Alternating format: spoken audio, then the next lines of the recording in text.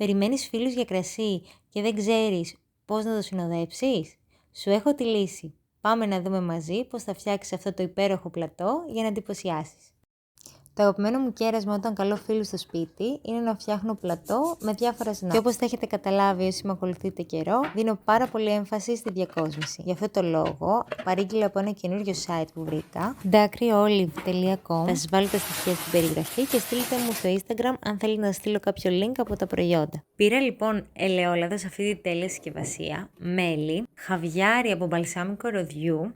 Και αυτό εδώ το κεράκι, το οποίο είναι σόγιας, με μυρωδιά μέλι και γαρδένια, τα οποία παράγονται στη μεθόνη Μεσσηνίας. Όπως τα έχετε δει, εγώ δεν τρώω κρέας, επομένως χρησιμοποίησα αυτό το vegan πικάντικο ελαττικό. Έκοψα και τοποθέτησα πράσινο και κόκκινο μήλο, γραβιέρα, μπλε τυρί, ντοματίνια και ελιές.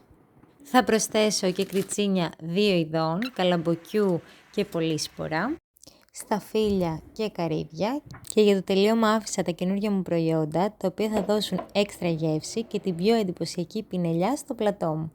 Θα τοποθετήσω το μέλι πάνω από τη γραβιέρα, είναι τέλειος συνδυασμός και ήρθε η ώρα που όλοι περιμέναμε. Θα ρίξω το χαβιάρι από μπαλσάμικο ροδιού πάνω από τα μήλα και από τα δελαντικά. Οπτικά, όπως βλέπετε, είναι φανταστικό, αλλά πιστέψτε με, γευστικά είναι ακόμη πιο φανταστικό. Αυτές οι μπιλίτσες που βλέπετε σκάνε στο στόμα και σου αφήνουν μια γλυκόξινη υπέροχη γεύση. Και τα κορίτσια είναι ήδη εδώ. Πάμε να ετοιμάσουμε το τραπέζι μας. Πολύ, αλλά δεν μπορώ. Λίγο να δω πώς είναι και να φάμε. Είναι τέλειο.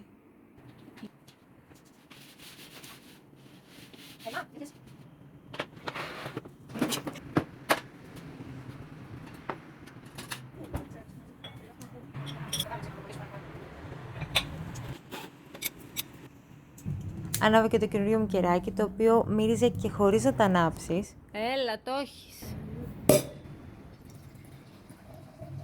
Άντε, έλα. Παιδιά, το κέρι μυρίζει τέλεια, δεν μπορώ. Ναι, φίλε. Έχει μυρίσει όλο το σπίτι μου και μέσα μυρίζει. Εσύ σκάει στο στόμα. Είναι τέλειο. Δεν έχω ξαναπάει. Μήπως και εσύ